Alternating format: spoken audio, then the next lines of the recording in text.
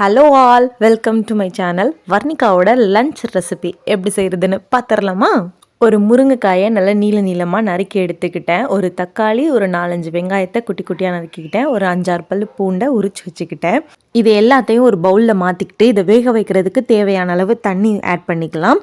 காரத்துக்கு நான் பச்சை மிளகாய் ஆட் பண்ணதுனால ஒரு ஸ்பூன் சீரகமும் ஒரு ஸ்பூன் மிளகையும் எடுத்து அம்மியில் தட்டிட்டு உங்களுக்கு எவ்வளோ தேவையோ அதை மட்டும் நீங்கள் அது கூட ஆட் பண்ணிக்கோங்க. பிறகு இதில் உங்களுக்கு தேவையான அளவு உப்பு ஆட் பண்ணிக்கலாம். அப்புறமா ஒரு பிஞ்ச் அளவு மஞ்சத்தூள் ஆட் பண்ணி நல்லா கொதிக்க வச்சு நல்லா அந்த முருங்கைக்காய் வேகிற அளவுக்கு வெந்ததுக்கப்புறம் இறக்கிடுங்க.